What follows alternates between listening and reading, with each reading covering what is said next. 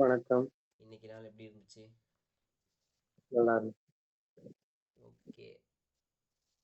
இன்னைக்கு எதை பத்தி பார்க்க போறோம் அப்படின்னா, மனிதர்களுக்கு வாழ்க்கையை வாழ அடிப்படையா இருக்க வேண்டிய முதல் விஷயம் என்ன? ஒரு ஹியூமன் லைஃபுக்கு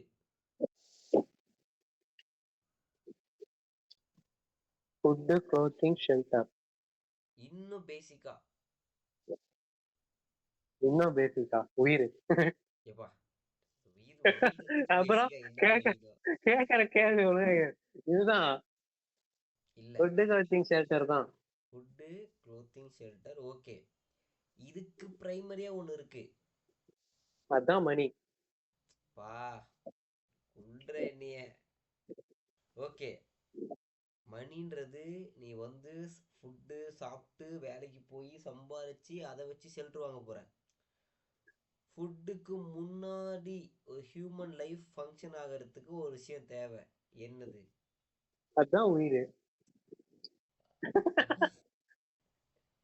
வா, சரி, ஓகே. ஹியூமன் லைஃபுக்கு பூமியில பிறந்த உடனே ரெக்கவர் பண்ணக்கூடிய ஃபர்ஸ்ட் விஷயம் என்ன? ஆக்சிஜன்.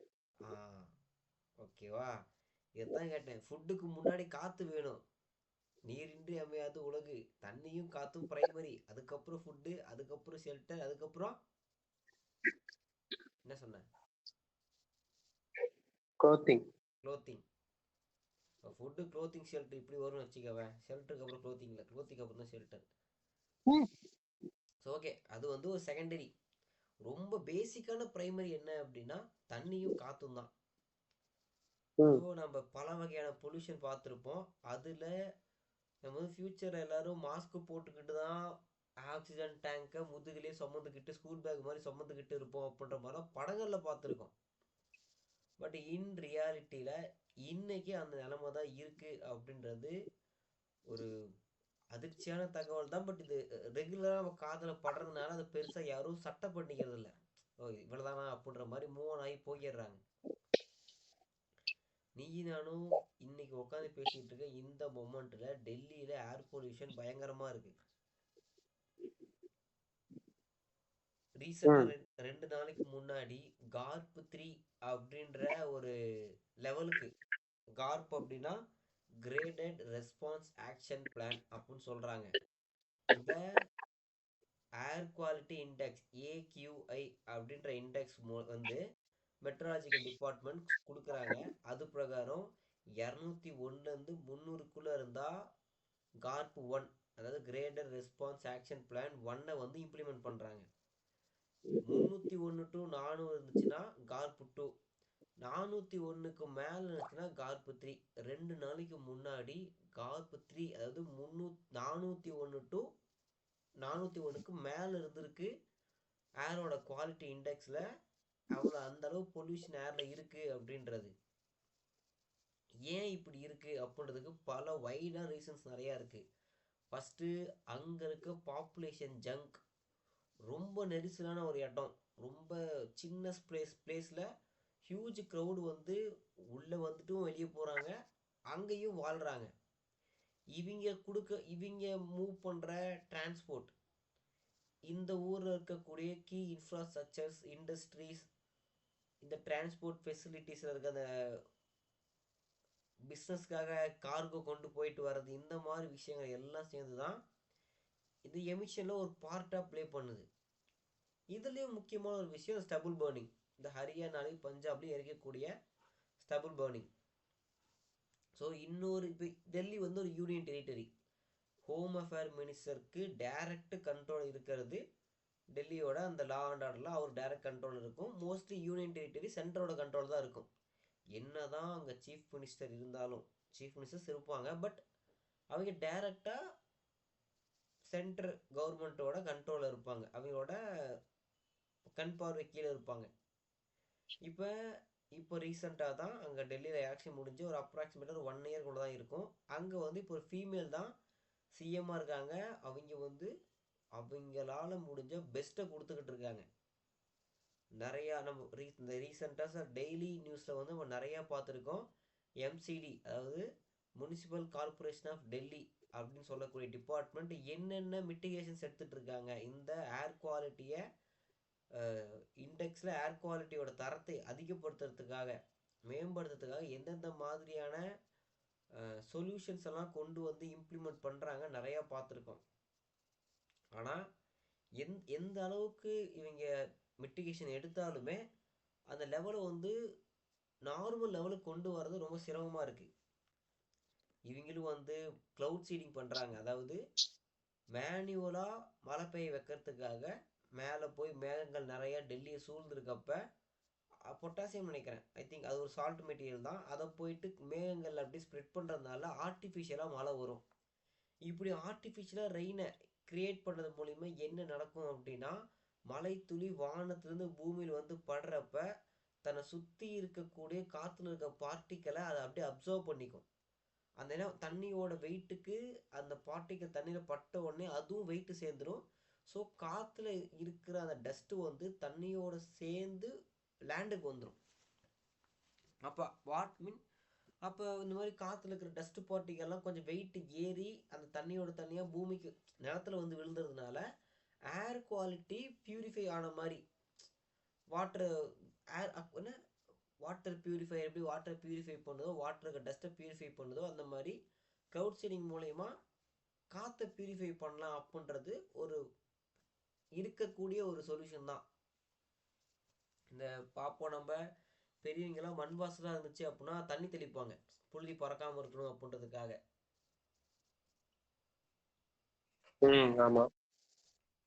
லைட்டாக தண்ணி தெளிச்சுட்டு கூட்டினாங்கன்னா புள்ளி பறக்காது. ஏன் அப்படின்னா அந்த தெளிக்கிற தண்ணியோட அந்த தண்ணி வந்து அந்த மண்ணில் பட்டு சாயில வந்து இறுக்கி பிடிச்சிக்கும். அதில் இருக்கிற அந்த அந்த ஃபோர்ஸை அகசிவ் ஃபோர்ஸை வந்து ஆக்டிவேட் பண்ணி விட்டுரும். அப்போ என்ன ஆகுது, ஒரு மண் பார்ட்டிகளோட இன்னொரு மண் பார்ட்டிகள் பைண்ட் ஆகி பிடிச்சிக்கும். அந்த மாதிரி மழை பெய்ய ஆர்டிஃபிஷியலாக க்ளவுட் சீடிங் பண்ணுறப்ப அந்த ரெயின் வாட்டர் வந்து தன்னை சுற்றி இருக்க டஸ்ட் பார்ட்டிகளோட ஒன்றோட ஒன்று பைண்ட் பண்ணி அதுக்கு வெயிட்டேஜ் அதிகப்படுத்தி பூமி கொண்டு வந்துடும். இது ஒரு method.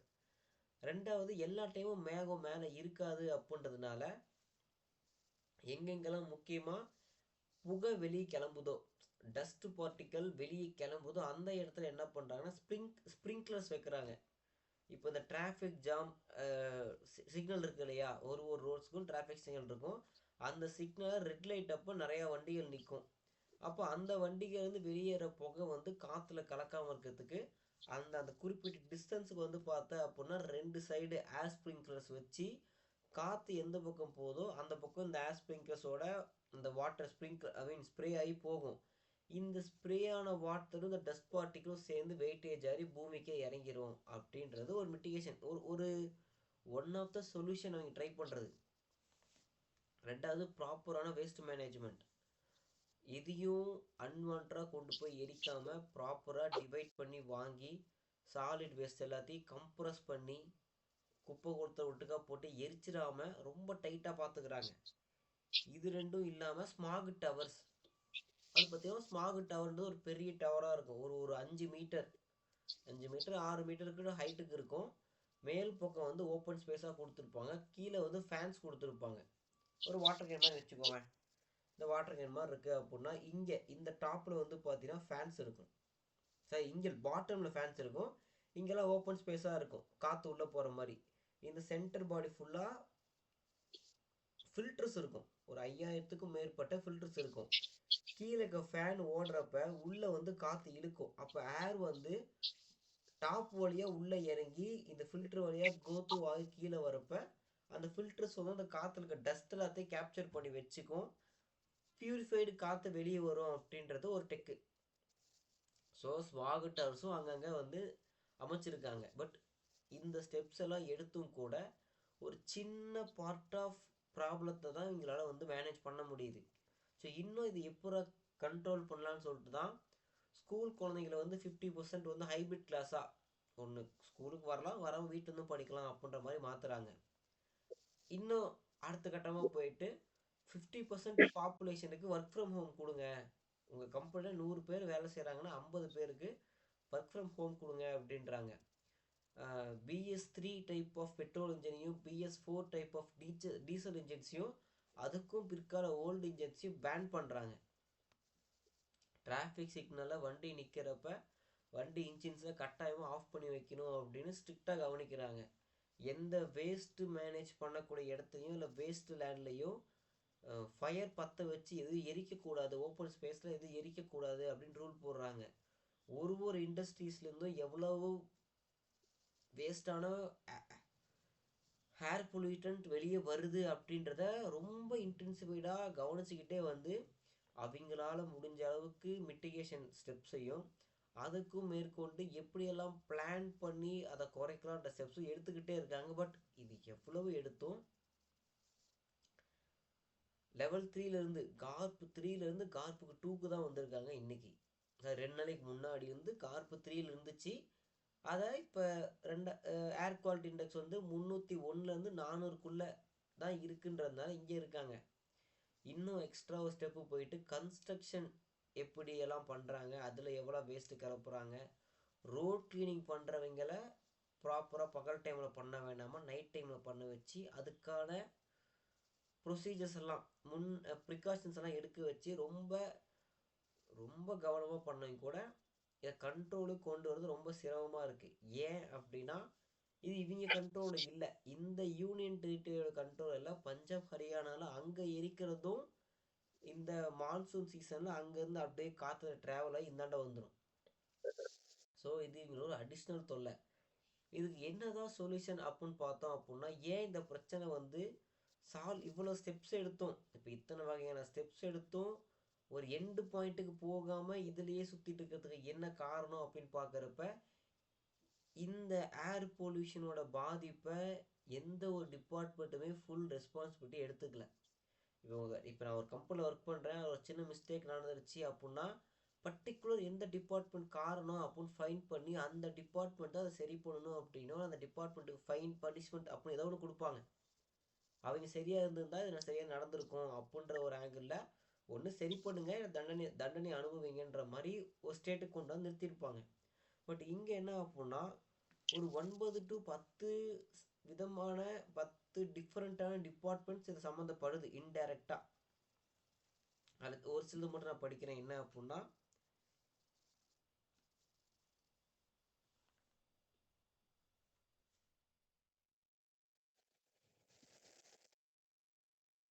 Minister of environment forest and climate change. இந்த மினிஸ்ட்ரியும் ஏர் பொல்யூஷனுக்கு பொறுப்பேற்றுக்கணும், ஆனால் முழுசாக ஏற்றுக்கல. Municipal corporation of Delhi, central pollution control, Delhi pollution control, இந்த மாதிரி இன்னும் எக்ஸட்ரா இன்னும் ஒரு 6-7 டிபார்ட்மெண்ட்ஸ் இருக்குது. நான் ஒரு சிலதை மட்டும் ஷார்ட்டாக நோட் பண்ணி வச்சுக்கிட்டேன். இந்த டிபார்ட்மெண்ட்ஸ் எல்லாருமே இதுக்கு பொறுப்பு. ஆனால் இவன் தான் பர்டிகுலராக ஒருத்தன் பொறுப்பு. அதாவது இந்த ஸ்கூலில் வந்து ஒரு தப்பு பண்ணிட்டான் அப்படின்னா அவன் யாருன்னு சொல்லுங்கள், இல்லை எல்லாரும் வெளியே போங்க அப்படின்ற மாதிரிலாம் பண்ணுவாங்க. அப்போ என்ன ஆகும் அப்படின்னா மற்றவங்கலாம் தப்பிக்கிறதுக்காக அந்த யார் ஒருத்தரும் அவனை காட்டி கொடுத்துருவாங்க அப்படின்னு. பட் இங்கே ஒரு நம்பரை ஒரு டபுள் டிஜிட்டில் 9 தான், சிங்கிள் டிஜிட் அளவுக்கு, மேக்ஸிமம் சிங்கிள் டிஜிட் அளவுக்கு டிபார்ட்மெண்ட் சம்மந்தப்பட்டிருக்கு. யாரும் வந்து இதுக்கான சோல் ரெஸ்பான்சிபிலிட்டி இவங்க தான் அப்படின்ற மாதிரி இங்கே யாரும் கை காட்ட முடியாதனால ஒரு டிபார்ட்மெண்ட்டும் அவங்க சைட்லேருந்து எடுக்க வேண்டிய சின்ன சின்ன முயற்சிகள் எடுக்கிறாங்க. அந்த சின்ன சின்ன முயற்சிகள் சின்ன சின்ன பலன்கள் தான் கொடுக்குது. எந்த ஒரு மேஜர் சேஞ்சும் இதில் கொண்டு வர முடியல.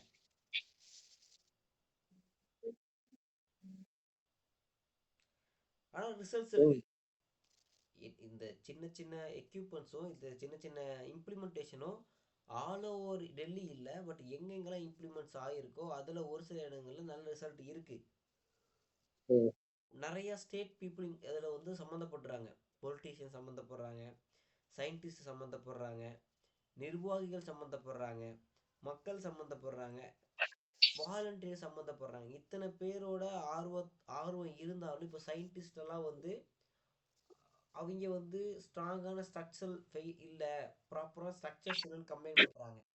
பொலிட்டீஷியன்ஸ் ஸ்ட்ராங்கான வில் இல்லை, இதை கொண்டு போய் கடைசி எட்ஜ் வரையும் போய் சரி பண்ணணுன்ற மனசு யாருக்கும் இல்லை அப்படின்னு ஒருத்தரும் மாற்றி மாற்றி ப்ளேம் பண்ணுறாங்களே தவிர இதுக்கு ரிசல்ட் என்ன அப்படின்னு யாரும் முடிவு பண்ண மாட்டுறாங்க. இதையும் தாண்டி ரிசல்ட்டுக்கு ஒண்ணுக்கு ஒண்ணு டிபெண்ட் ஆயிருக்கும் போது அது எப்படி பண்ண முடியும்? நான் எல்லாம் இது கரெக்டா பண்ணிடுவேன், அவன் வந்து அதை ஒரு இதா கூட எடுத்துக்க மாட்டேன் அப்படின்னு சொன்னான்னா அப்புறம் அதை எப்படி போய் சொல்ல முடியும்? அதான் இப்போ இங்கே என்னாச்சுன்னா, யாரோ ஒருத்தனை சோல் இன்சார்ஜாக பண்ணிட்டாங்க அப்படின்னா அது அவன் பொறுப்பாக போயிடும். இங்கே அந்த சோல் இன்சார்ஜ் இல்லைன்றது ஒரு முக்கியமான ஃபேக்டர். அந்த பிரச்சனை இன்னும் சரி பண்ணாமல் இருந்துக்கிட்டே இருக்கிறதுக்கு என்ன காரணம் அப்படின்னா, இது கம்ப்ளீட்லி ஒரு டிபார்ட்மெண்ட்டோட பொறுப்புன்றது வராதனால தான் அப்படின்னு சொல்லி சொல்கிறாங்க. ம். ரெண்டாவது ஸ்ட்ரக்சர்ஸ். இவன் சயின்டிஸ்ட் ஒரு விஷயம் இப்படி பண்ணான்னு சொன்னால் கூட அந்த விஷயத்த கவர்மெண்ட் இருந்த அஃபீஷியல்ஸ் வந்து கடைசியில் வேலை செய்கிற மக்கள் வரையும் அதே மாதிரி ப்ராக்ரஸ் போய் சேரணும். பட் அப்படி போய் சேர்றதும் கிடையாது. அப்படியே சேர்ந்தால் அதை இம்ப்ளிமெண்ட் பண்ணுறதுக்கு தேவைப்படக்கூடிய சுச்சுவேஷனும் சூழ்நிலையும் அங்கே இல்லை அப்படின்னு சொல்கிறாங்க. இப்போ டெல்லி ஃபுல்லாக ஸ்ப்ரிங்க்லர்ஸ் இல்லை. டெல்லியை சில முக்கியமான இடங்களில் வச்சுருக்காங்க. டெல்லி ஃபுல்லாக க்ளவுட் சீலிங் பண்ண முடியாது. எந்த இடத்துல மேகம் ஃபுல்லாக சேருதோ அந்த இடத்துல க்ளவுட் சீலிங் பண்ணுவாங்க. கிடைக்கிற இடத்துல பண்ணுறாங்க. அந்த இடத்துல அப்போதைக்கு டெவலப்மெண்ட்ஸ் இருக்குது. குவாலிட்டி ஏர் குவாலிட்டி இண்டெக்ஸ் வந்து டீசெண்டான ஸ்டேட்டுக்கு வருது. But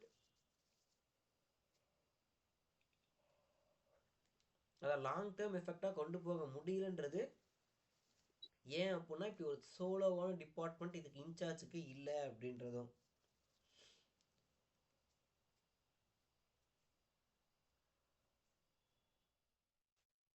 okay.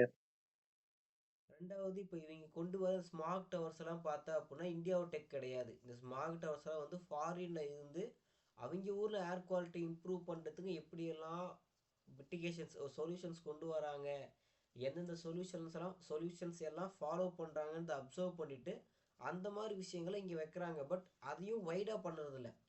1-2 சாம்பிள் யூனிட்ஸாக இப்போதைக்கு வச்சுருக்காங்க. இப்போ இதில் எது பெஸ்ட்டாக ரிசல்ட்டை கொடுக்குன்ற ரிசர்ச் அந்த தேடலையே இந்த கண்டிஷன் முன்ன பின்ன மோசமாகிறது நார்மல் ஆகுதுன்னு மாறி மாறி போய்கிட்டு இருக்கு. ஸோ இந்த மாதிரி இந்த ரெகுலராக ஒரு ஹியூமன் லைஃபுக்கு பேசிக்கான ஒரு ஒரு விஷயத்தில் ஒரு பிரச்சனை இருக்குன்றத கவர்மெண்ட் சீரியஸாக எடுத்துக்கிட்டு ஒரு கரெக்டாக ப்ராப்பரான நெறிமுறைப்படுத்தப்பட்ட சில ரூல்ஸ் அண்ட் ரெகுலேஷன்ஸை கொண்டு வந்து இது கடைசி அவன் கொண்ட ரூல்ஸ் வந்து பார்த்தீங்கன்னா லாஸ்ட் எண்டில் வேலை செய்கிற ஒரு கவர்மெண்ட் ஒர்க்கர் வரையும் ப்ராப்பராக போய் சேர்ந்தாதான் இந்த ப்ராப்ளத்துக்கான ஒரு ப்ராப்பரான சொல்யூஷனை கொண்டு வந்து இம்ப்ளிமெண்ட் பண்ண முடியும். இங்கே நிறையா சொல்யூஷன்ஸ் தியரிட்டிக்கலாகவே இருக்குது. ப்ராக்டிக்கலாக அது ஒர்க்கபிள் கிடையாதுன்ற கட்டத்துலையும் தியரிட்டிக்காக அது பாசிபிள்ன்ற கட்டத்துலையும் இருக்குது.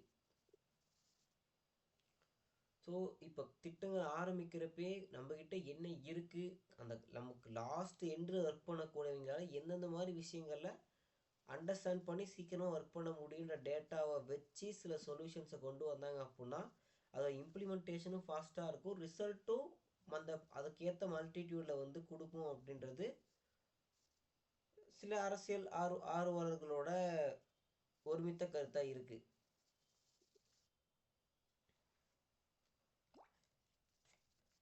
ஸோ இதுதான் டெல்லியில் இருக்கக்கூடிய மிக சீசன் பிரச்சனை. வந்து இது வந்து ஒரு சீசனை மட்டும் வரல, ஒரு சீசனும் வந்துகிட்டே இருக்கு.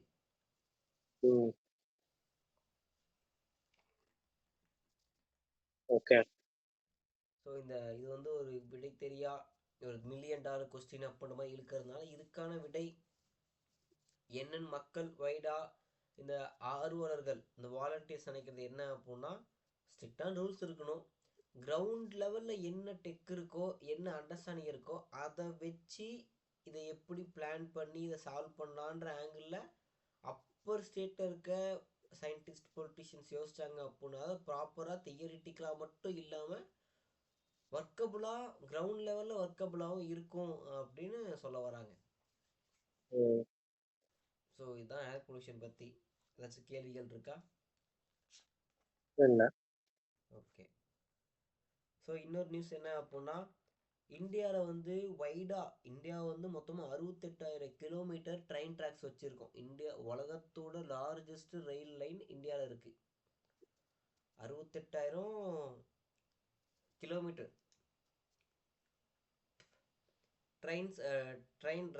ரயில்வே லைன்ஸ் வந்து அமைக்கப்பட்டிருக்கு. ஆனால் இதில் ரீசெண்டாக 2023-24 மட்டும் நிறைய இன்சிடென்ட்ஸ் ட்ரெயின் ஆக்சிடென்ட்ஸ் நிறைய நடந்திருக்கு. குறுக்க யானை வந்துடும், ஏதோ ஒரு ஃபாரஸ்ட் ஏரியா கடக்கிறப்ப யானை வந்துடும், இல்லை சம்ம மிருகங்கள், மாடோ மிருகம் ஏதோ ஒரு மிருகம் வந்துடும், ஆல்ஸ் ட்ரெயினுமே மோதிக்குவாங்க.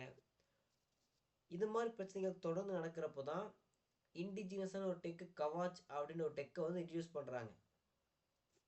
இது என்ன ம், அப்படின்னா ஐடி அப்படின்னு சொல்லி ஒரு டெக் இருக்கும் ட்ராக்ல.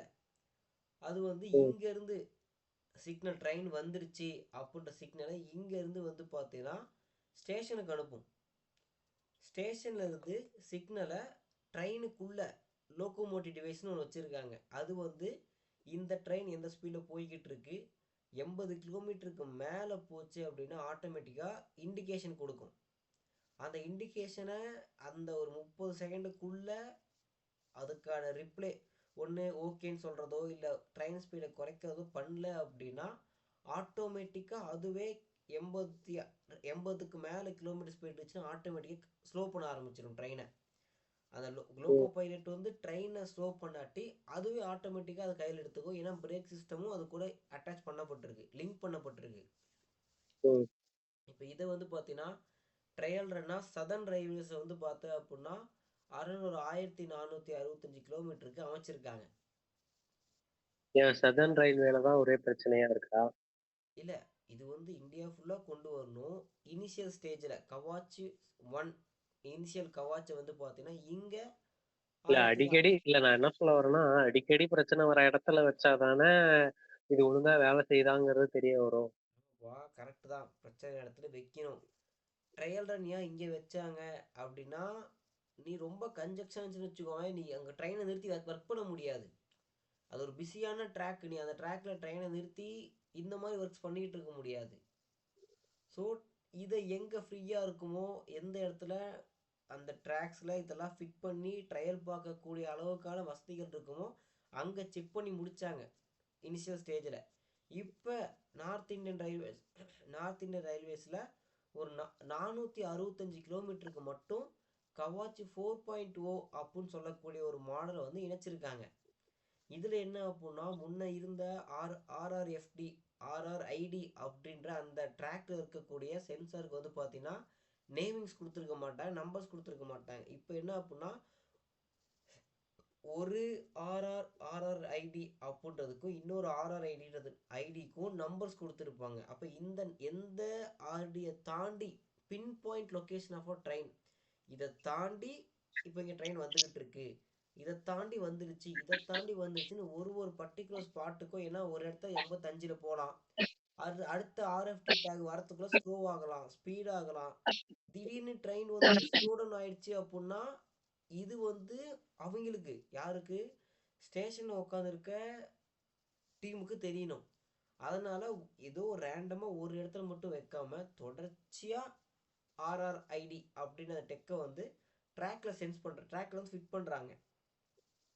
ரெண்டாவது முன்ன வந்து பார்த்தீங்கன்னா ரேடியோ டெக்னாலஜி மாதிரி இந்த கவாச் சிஸ்டம் ரேடியோ டெக்னாலஜி மாதிரி வந்து ஆப்ஷனில் வச்சுருந்தாங்க. இப்போ 4.0ல் எல்டிஇ இந்த லைட்டுன்னு சொல்லுவோம் இல்லையா, நம்ம டெக்கு ஸ்டார்டிங்கில் ஃபோன் யூஸ் பண்ணுறப்ப அந்த சிக்னலை வந்து லைட் அப்படின்னு சொல்லி ஒரு ஆப்ஷன் இருக்கும், 4G 5G மாதிரி லைட்டுன்ற ஒரு ஆப்ஷன் இருக்கும். அந்த லைட்டுன்ற ஆப்ஷனும் 4Gன்ற ஆப்ஷன் அந்த நெட்ஒர்க்கில் கனெக்ட் ஆகுற மாதிரி இந்த லோக்கோமோட்டிவும் ட்ரெயினில் இருக்க லோக்கோமோட்டிவும் இந்த ஆர்ஆர்ஐடியும் அந்த ஸ்டேஷன் அந்த டிவைஸும் மூணுமே இந்த 4G லைட்டில் வந்து கனெக்ட் ஆகி அந்த நெட்ஒர்க் ஸ்பீடில் ஒர்க் பண்ணுற மாதிரியான ஒரு செட்டப்பில் கொண்டு வந்திருக்காங்க. அதுதான் கவாச் 4.0. இது வந்து பார்த்தீங்கன்னா யூரோப்பில் இருக்கக்கூடிய ட்ரெயின் சேஃப்டி சிஸ்டத்துக்கூட கம்பேர் பண்ணுறப்ப அதை விட பெட்டரான ஒரு சிஸ்டம் அப்படின்றத நம்ம ரயில்வே மினிஸ்டர் சொல்லியிருக்காரு. யார் சொன்னதா, அந்த ஊர் ரஷ்யாவில் இருக்கக்கூடிய ஆட்கள் இப்படி சொல்லியிருக்கிறதா அவரு சொல்லியிருக்காரு. இது ஒரு ஃபேக்டாக எடுத்துக்கிட்டாலும் 68,000 கிலோமீட்டர் இருக்கக்கூடிய இடத்துல ஒரு 400 சில்லற தான் பண்ணியிருக்காங்கன்றது ரொம்ப சின்ன நம்பராக இருக்குது. பட் என்ன சொல்கிறாங்க அப்படின்னா அந்த கவாச் 4.0வோட ட்ரையல் இது. சூன் வருஷம் இதுக்குன்னு ஒரு பட்ஜெட் ஒதுக்கி வருஷம் ஒரு குறிப்பிட்ட டிஸ்டன்ஸ் கவர் பண்ணிக்கிட்டே வருவோம். ஸோ 2030க்குள்ளார டோட்டல் இந்தியா ஃபுல்லாக அந்த சிஸ்டம் வந்து அமல்படுத்தப்பட்டிருக்கும் அப்படின்ற மாதிரி அந்த ரயில்வே டிபார்ட்மெண்ட் வந்து சொல்லியிருக்காங்க. நிறைய இடத்துல வந்து பார்த்தா அப்படின்னா யானைகள்லாம் டக்குன்னு ட்ராக்குக்குள்ளே குறுக்க வந்துடும். இப்போ அந்த மாதிரி அனிமல்ஸையும் இது ட்ராக்குள்ளே வந்து சென்ஸ் பண்ணி சொல்லும் அப்படின்றது முன்கூட்டியே ட்ரெயினுக்கு தகவல் கிடச்சிதுன்னா போகிறப்பே ஸ்லோவாக போவாங்க. தெரியாமல் லைட்டில் பட்டாலும் சடனாக பக்கத்தில் போனதால் பிரேக் அடிக்க முடியாது. பட் இது முன்கூட்டியே தெரிஞ்சது அப்படின்னா அந்த உயிரை காப்பாற்றலான்ற ஆங்கிளில் இந்த மாதிரி சில அப்டேட்ஸ் கொண்டு வந்திருக்காங்க. ஹலோ. ம். ஸோ தான் இந்த கவாச் 4.2 அப்படின்ற டெக்கோட details. Okay. Indigenous product. So பல மக்கள் உயிர் இதுக்கப்புறம் காப்பாற்றும் அப்படின்னு எதிர்பார்க்கப்படுது. ஸோ இன்னைக்கு 2 நியூஸ் பார்த்துருக்கோம், விரிவாக பார்த்துருக்கோம். ஏதாச்சும் கேள்விகள் இருக்கா? இல்ல. இல்லை, ஓகே. ஸோ இன்னைக்கு கேட்ட தகவல் யூஸ்ஃபுல்லாக இருந்திருக்கும். சில இதுல இருந்து விஷயம் என்ன தெரிய வருதுன்னா, இங்க தமிழ்நாட்டுல இருந்து ஆக்சிஜன் எடுத்துட்டு போய் டெல்லியில விட்டோம்னா காசு பார்த்துடலாம்னு தோணுது. இல்லை இல்லை, ஏன்னா இப்போ இது வந்து பார்த்தீங்கன்னா ரேடியோ சிக்னலில் ஒர்க் பண்ணுற டெக்கு. அது வந்து 4G லைட் டெக் நெட்ஒர்க்கில் ஒர்க் பண்ணுற விஷயம். ஸோ ரெண்டுத்துக்கும் நான் என்ன வித்தியாசம் இருக்குது. சொன்னேன் நான் என்ன சொல்லுங்க. சொன்னேன் எதை சொன்னீங்க? தமிழ்நாட்டுல இருந்து காத்தை அடைச்சுக்கிட்டு அங்க ஓ, டெல்லியில போய் வித்தோம்னா காத்து. காசு ஓகே. பார்த்து. இப்போ ரீசன்ட் நியூஸ் பற்றி பேசணும்னு நினச்சிட்டேன். ஓகே. ஓகே. அதாவது தமிழ்நாட்டில் இருந்து அதை கொண்டு போகணுன்ற அளவுக்கு டெல்லியில் விட மாட்டாங்க. ஏன்னா இப்போதான் இந்த ரீசன்ட் டைம்ஸ் தான் வந்து ஆட்சி பிடிச்சி உள்ளே வந்திருக்காங்க. அரௌண்ட் 1 இயர் பக்கமாக தான் ஆகுது. ஸோ அதுக்குள்ளே இங்கே வெல் கிளாரிஃபைடாக பெர்ஃபார்ம் பண்ணியிருக்காங்க. ஸோ அவங்க கொஞ்சம் இன்னும் கொஞ்சம் டைம் கொடுத்தாங்கன்னா இதுக்கான ப்ராப்பரான மிட்டிகேஷன் பிளான்ஸை வெஸ்டர்னை பார்த்து காப்பி அடிக்காமல், இல்லை வெஸ்டர்ன் பார்த்தே காப்பி அடித்தால் நம்ம ஊருக்கு ஏற்ற மாதிரி அதை மாடிஃபை பண்ணி பயன்படுத்தினாங்கன்னா அது ரிசல்ட் இன்னும் கொஞ்சம் பெட்டராக இருக்கும், பண்ணுவாங்க. அப்போ நம்பிக்கையோட இந்த வீடியோ நான் முடிக்கிறேன். இதே மாதிரி இன்னொரு நாள் இன்னொரு டீட்டெயிலான வீடியோவில் நம்ம சந்திக்கலாம். நன்றி. வணக்கம்.